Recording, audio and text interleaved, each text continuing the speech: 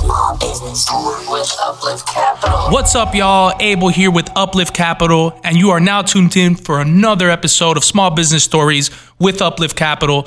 And you know how we like to do things. It is after hours here at the Uplyft Capital office. You might hear some background noise because we do have the cleaning crew here doing their thing, but it doesn't matter. I still wanted to make sure that I provided as much value to you guys. And I hope you guys enjoyed the last podcast. For those that are tuning in for the first time and don't know who we are, Uplyft Capital, we are a merchant cash advance company. We've been working with small business owners since about 2012, helping them get working capital, business funding for their business, for whether they need equipment loans or anything that can help the business as far as cash flow goes. We're the go-to, especially when the banks say no. We always say yes. You can go to the Uplyft Capital website if you're actually in the market and you're looking for a small business loan or any kind of business funding. You can definitely check us out. In this episode, I wanted to go over a topic that actually I saw a good survey on it on Forbes, and it's something that it really brought to light, especially when you're growing your business. It's on team building and creating a company culture. A lot of businesses right now, especially startups, maybe you have 5, 10, 20 employees. Those are one of the hardest things, is really getting everybody united and building this quality company culture where people want to continuously go and work for you, right? So according to the survey done by Forbes, employee retention overall and productivity are higher when working at an organization with company cultures, including collaborations. Like, these are the things, like a collaborative environment, a positive environment, and a company that has a culture of core values. So I'm going to go over 5 reasons why strong company culture is important for growing your business. Okay. And again, maybe if you're listening to this, you already have a company culture. I'm not saying to stop what you're doing. If the culture in your company is already on point and is a positive air of influence, people are team building and helping each other, you keep it that way. Or if you have any other suggestions as well that are not in this list, please shoot us over an email, comment on the post when you see the podcast. So one reason why it's important to have a strong company culture is employee loyalty. Okay, it says here that not only will a positive culture help recruitment efforts, but it will also retain top talent as well. And a positive culture fosters a sense of employee loyalty. Employees are much more likely to stay with their current employer when they feel they are treated right and enjoy going to work every day. I mean, loyalty is royalty. Come on. I mean, I think we can all agree with that.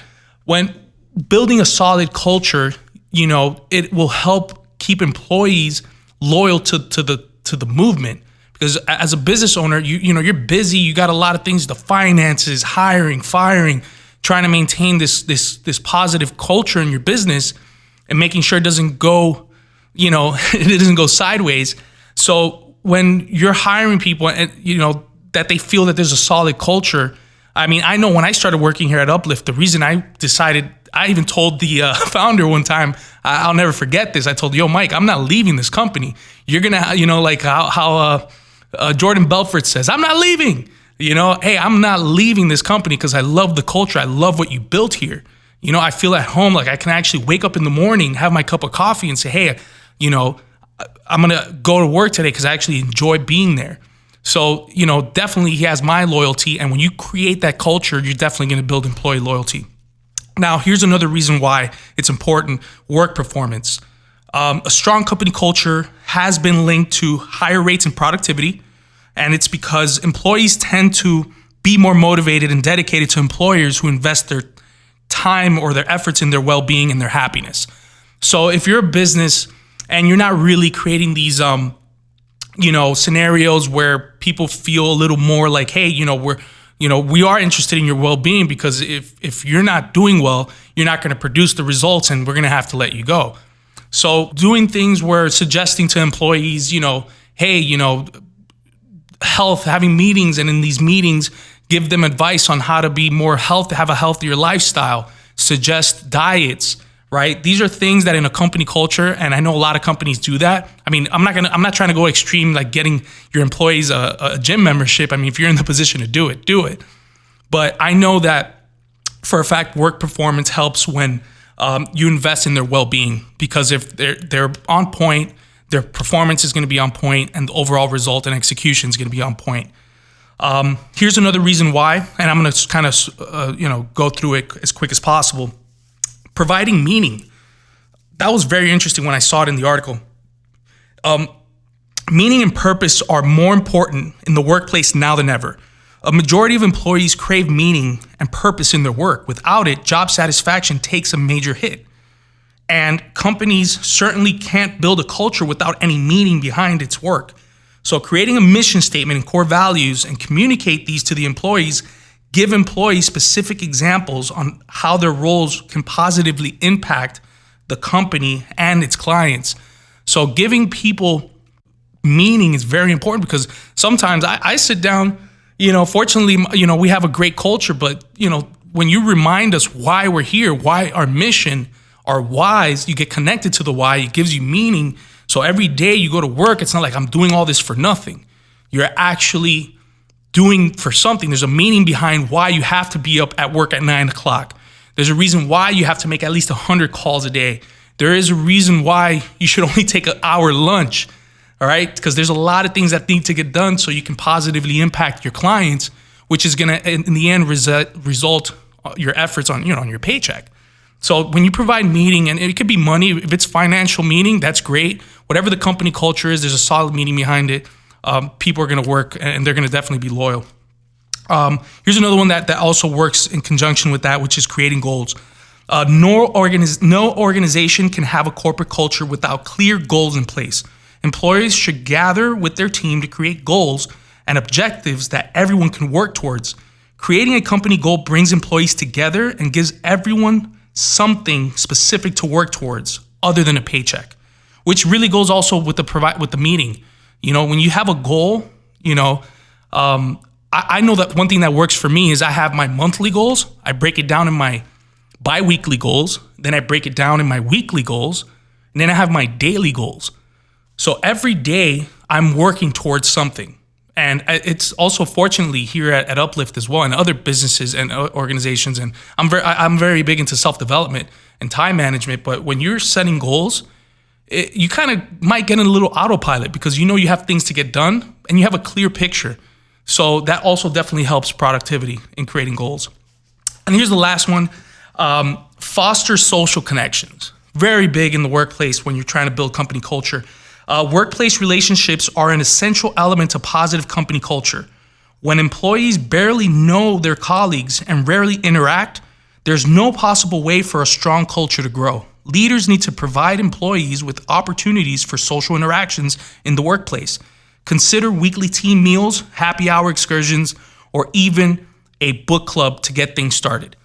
That is very huge in team building, because in a company culture, if nobody really wants to interact with each other, if one of your teammates or one of the colleagues on a sales floor, whether they're not even in the same department, at least if you have a solid relationship, you tend to help each other even more, right? And not in an exchange, because I've seen that a lot in certain company cultures. Fortunately, not here, but I've seen in other company cultures where it's every man for themselves, right? Doesn't matter what department you're in. The culture is so just like everybody's just kind of doing their own thing.